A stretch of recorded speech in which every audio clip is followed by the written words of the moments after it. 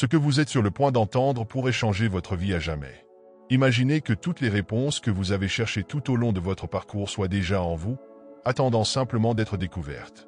Ce n'est pas juste une autre vidéo sur la spiritualité, c'est un guide complet, direct et transformateur pour vous aider à vous éveiller de manière pratique et profonde. En ce moment, vous êtes au point de départ de quelque chose d'extraordinaire, un voyage qui vous mènera à comprendre qui vous êtes réellement, à trouver un but plus grand et à expérimenter une liberté intérieure que vous n'avez peut-être jamais imaginée. Dans cette vidéo, sans détour ni promesses vides, vous aurez accès à des outils puissants pour transformer votre vie de manière réelle et durable. Nous explorons ensemble des concepts essentiels, des exercices pratiques et des révélations profondes qui vous aideront à trouver la paix, le but et une connexion authentique avec votre essence. Alors, si vous sentez que vous êtes prêt à aller plus loin, à regarder à l'intérieur de vous et à commencer votre véritable transformation, respirez profondément et venez avec moi. Ce que vous trouverez ici pourrait être tout ce dont vous avez besoin pour le reste de votre vie. Et aidez-nous en laissant un like sur cette vidéo et en vous abonnant. Qui êtes-vous, vraiment? Pas votre nom, votre profession ou les rôles que vous jouez dans la société.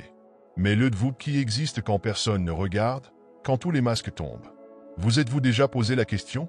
La vérité, c'est qu'en grande partie, nous vivons identifiés à notre ego, cette voix constante dans notre esprit, pleine de jugement, de peur et de désir. Mais êtes-vous cette voix? Et si je vous disais que derrière elle se cache quelque chose de bien plus grand, de bien plus vrai? Réfléchissez à ceci, si vous pouviez vous dépouiller de toutes vos couches, que resterait-il? Qui seriez-vous sans les opinions des autres, sans les étiquettes que vous portez, sans les histoires que vous racontez sur vous-même? À cet instant, je vous invite à faire un pas audacieux à l'intérieur de vous. Explorons la différence entre l'ego, l'âme et votre essence divine. Imaginez l'ego comme un masque que nous utilisons pour naviguer dans le monde utile, mais pas définitif. Derrière lui se trouve votre âme, la connexion directe avec quelque chose de plus grand. Et encore plus profondément, nous trouvons l'essence divine, l'étincelle éternelle qui vous relie à tout ce qui existe. Maintenant, fermez les yeux un instant et demandez-vous, qu'est-ce en moi est éternel? Qui suis-je au-delà de mes pensées et de mes émotions? Faisons un exercice simple, mais transformateur. Prenez une feuille de papier et écrivez. Qui suis-je? Répondez sans hâte, sans censure. Vous pouvez commencer par les réponses habituelles. Je suis un père. Je suis un professionnel. Je suis une personne gentille. Mais après quelques lignes, allez plus loin. Continuez à vous demander. Et au-delà de cela, qui suis-je? Vous serez surpris de ce qui peut surgir. Est-ce que cela sera inconfortable? Peut-être. Mais c'est dans cet inconfort que nous commençons à voir la vérité. Après tout, si vous ne vous interrogez jamais sur qui vous êtes vraiment, comment pourrez-vous découvrir tout votre potentiel? Si votre âme est l'étincelle divine en vous, le cœur est le calice qui porte cette lumière. Mais dites-moi, comment va votre calice? Est-il propre, prêt à recevoir la plénitude de la vie? Ou est-il rempli de blessures, de croyances limitantes et d'émotions réprimées? Il est impossible d'avancer spirituellement tant que nous portons le poids du passé. Réfléchissez comment pouvez-vous remplir une coupe déjà débordante de choses qui ne servent plus? Aujourd'hui, nous allons apprendre à vider le cœur et à le préparer à être un réceptacle pur de la lumière divine. Pour commencer, demandez-vous, quelles émotions et croyances suis-je encore en train de tenir? Y a-t-il quelque chose que vous insistez à porter, même sachant que cela ne vous sert plus? Cela pourrait être une vieille rancune, une culpabilité constante ou même la peur du futur. Maintenant, faisons le premier pas. Identifiez ces sentiments. Écrivez sur une feuille ce que vous devez libérer. Ne jugez pas, laissez simplement sortir. Parfois, rien que le fait de nommer ce que nous ressentons, nous entamons déjà le processus de guérison. Le prochain pas est de se détacher. Imaginez que vous tenez une pierre lourde dans vos mains. Ressentez-vous son poids? Maintenant, visualisez-vous en train de lâcher cette pierre et de sentir à nouveau vos mains libres. C'est cela, la pratique du détachement. Ce n'est pas facile au début, mais c'est libérateur. Enfin, pratiquez l'acceptation. Fermez les yeux et visualisez votre cœur comme un calice vide. Voyez cet espace se remplir de lumière, une lumière brillante, chaude et pleine d'amour. Sentez cette lumière envahir votre être, dissipant les ombres, apportant la paix et le renouveau. Rappelez-vous, un cœur pur est comme une fenêtre propre. Plus il est transparent, plus la lumière divine peut y briller. Alors, demandez-vous, qu'êtes-vous prêt à nettoyer aujourd'hui pour permettre à cette lumière d'entrer? Avez-vous déjà eu le sentiment qu'il y a quelque chose de plus grand dans votre existence, comme si votre vie n'était qu'un chapitre d'une histoire bien plus longue? Si c'est le cas, vous avez raison. Votre âme est éternelle, et votre voyage va bien au-delà de ce moment présent. Mais qu'est-ce que cela signifie pour vous, ici et maintenant? Et comment cela peut-il transformer la manière dont vous vivez aujourd'hui? Pensez à l'âme comme un voyageur cosmique. À chaque vie, elle apprend, grandit et porte avec elle les expériences accumulées. Cet apprentissage est enregistré dans quelque chose appelé le corps causal, les bagages de l'âme, où sont conservés ses traumatismes, ses leçons et ses dons des vies passées. Avez-vous déjà imaginé ce que vos bagages peuvent contenir? Réfléchissez maintenant. Qu'est-ce qui, dans votre vie aujourd'hui, vous semble inexplicablement familier ou difficile? Cela pourrait-il être un écho d'expériences passées? Et plus important encore, comment utiliser cette compréhension pour évoluer? Une clé essentielle dans ce voyage est de s'aligner avec votre soi supérieur, cette version de vous qui est déjà connectée à votre essence divine, à votre vérité la plus profonde. Mais avant cela, il nous faut comprendre la lutte constante entre le soi supérieur et le soi inférieur. Le soi inférieur est gouverné par l'ego, le doute et la peur. C'est ce qui nous maintient attachés à ce qui est connu, à ce qui semble sûr. Tandis que le soi supérieur nous appelle vers quelque chose de plus grand, même si cela fait peur. Demandez-vous, à quelle de ces forces avez-vous le plus fait confiance ces derniers temps? Que se passerait-il si, à partir de maintenant, vous choisissiez d'écouter la voix la plus élevée en vous? Voici un exercice puissant. Écrivez une lettre à votre soi supérieur. Imaginez qu'il soit un guide bienveillant, qui sait exactement ce dont vous avez besoin pour surmonter vos défis. Demandez-lui, quel est le prochain pas de mon voyage? Que dois-je apprendre maintenant? Écrivez sans censure, sans attente. Les réponses pourraient vous surprendre. Rappelez-vous, votre âme est dans un voyage éternel, mais chaque pas que vous faites ici et maintenant façonne son destin. Alors, la question qui se pose, quel type de voyageur voulez-vous être? Vous êtes-vous déjà retrouvé pris dans des pensées comme « je dois être accepté, je ne peux pas perdre cela » ou « et si les choses ne se passent pas comme je veux ». Ce sont les cris de l'ego, cette partie de vous qui croit que votre bonheur dépend de ce qui se trouve à l'extérieur. Mais ici, en réalité, le secret de la liberté résidait dans le détachement. L'ego crée un piège subtil mais puissant. Il nous convainc que nous sommes définis par les choses que nous avons, les personnes autour de nous ou même par les opinions que les autres ont de nous. Mais demandez-vous, qui seriez-vous si tout cela disparaissait? Vous reconnaîtriez-vous encore? La vérité, c'est que l'ego nous maintient prisonniers de la peur de perdre, la peur d'échouer, la peur de changer. Mais il existe un chemin pour sortir de cette prison, et il commence par la conscience. Aujourd'hui, nous allons explorer comment surmonter l'ego et les attachements pour enfin trouver la liberté intérieure. Tout d'abord, identifiez les attachements qui contrôlent votre vie. Cela peut être le besoin de validation, la peur de quitter une relation ou même l'attachement à l'idée de qui vous croyez être. Demandez-vous, si je laissais cela partir, qu'est-ce qu'il resterait de moi? Réfléchissez maintenant, qu'est-ce qui, dans votre vie, est éternel? Vos biens, vos réussites ou votre connexion avec quelque chose de plus grand. En remplaçant l'extérieur par l'éternel, vous commencez à vous libérer du cycle de dépendance. Voici un exercice pratique, fermez les yeux et visualisez quelque chose à quoi vous êtes attaché. Cela peut être un objet, une personne ou une idée. Imaginez que vous tenez cela dans vos mains. Ressentez le poids. Maintenant, visualisez-vous en train de lâcher prise, laissez cela s'éloigner. Respirez profondément et demandez-vous, que ressens-je maintenant que j'ai lâché? Surmonter l'ego n'est pas un processus instantané, mais un engagement quotidien. Et plus vous pratiquez, plus vous réalisez que la véritable liberté ne réside pas dans le fait de tenir, mais dans le fait de lâcher prise. Alors, la question est, qu'êtes-vous prêt à lâcher aujourd'hui? Quelle partie de vous attend d'être enfin libre? Avez-vous déjà eu le sentiment de traverser une période de grande transformation, comme si votre vie était en train d'être complètement redéfinie? Ces moments ne sont pas de simples coïncidences, ils font partie d'un processus profond et universel connu sous le nom d'initiation spirituelle. Mais où en êtes-vous dans ce voyage? Et comment savoir quelle est la prochaine étape? L'initiation spirituelle est comme gravir une montagne. Chaque étape nous défie à laisser derrière nous ce qui ne sert plus, tout en nous rapprochant de ce que nous sommes réellement. Il existe 4 principaux jalons dans ce voyage, et chacun d'eux est une opportunité de grandir et de se connecter plus profondément avec le divin. Le premier jalon est la reconnaissance du but. C'est le moment où vous commencez à vous poser la question. Pourquoi suis-je ici? Que signifie vraiment la vie pour moi? C'est le réveil initial, lorsque votre vision du monde commence à changer.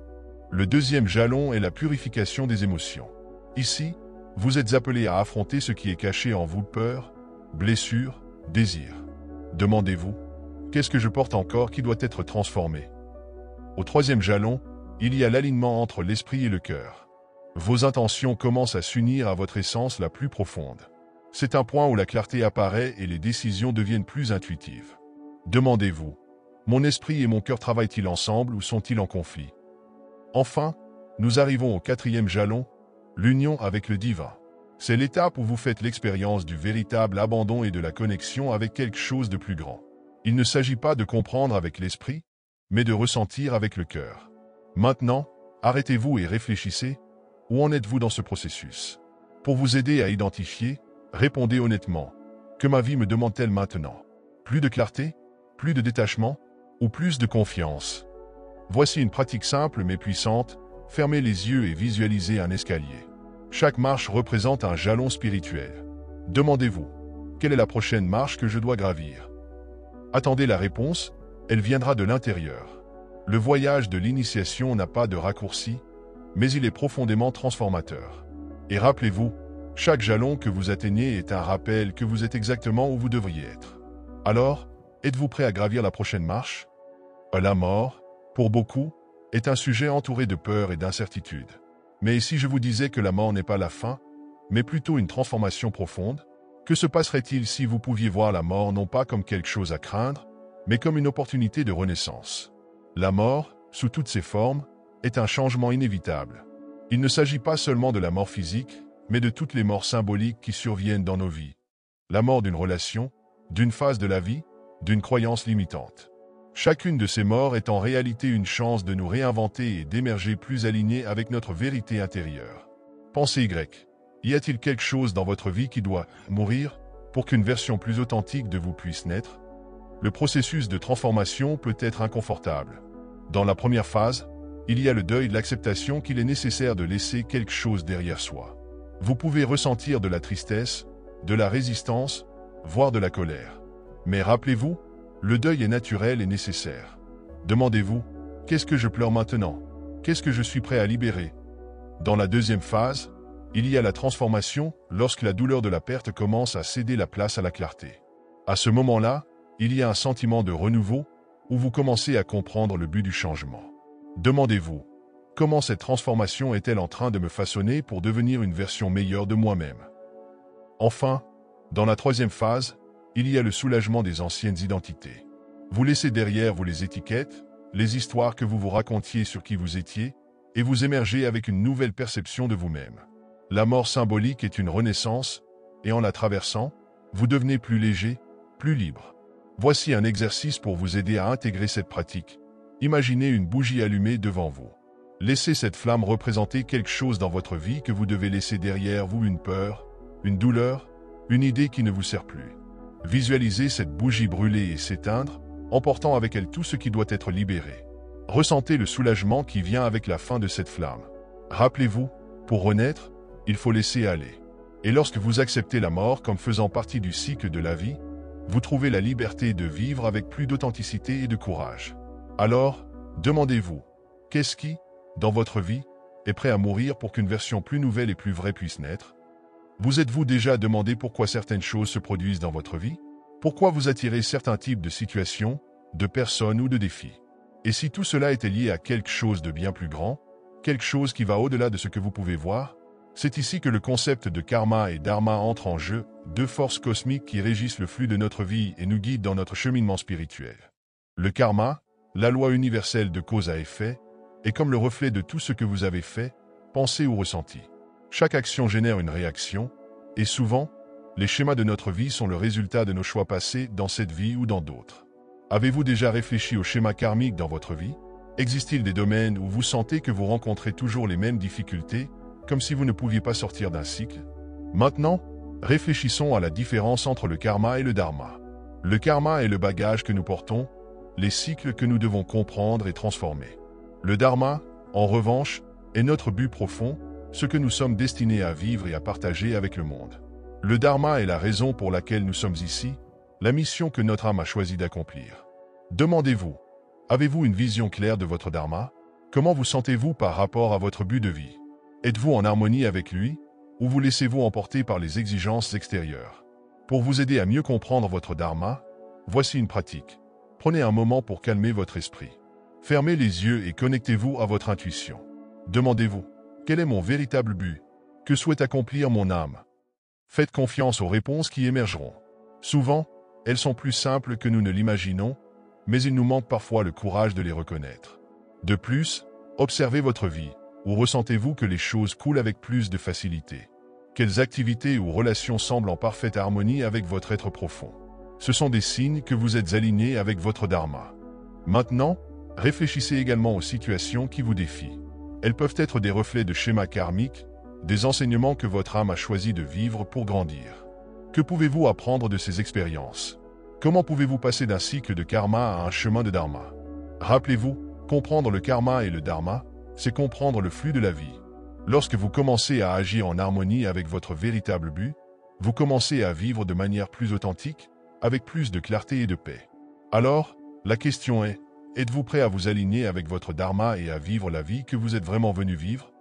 Maintenant que vous avez parcouru ce chemin d'autodécouverte et de transformation, je vous invite à réfléchir. Comment sera le reste de votre vie?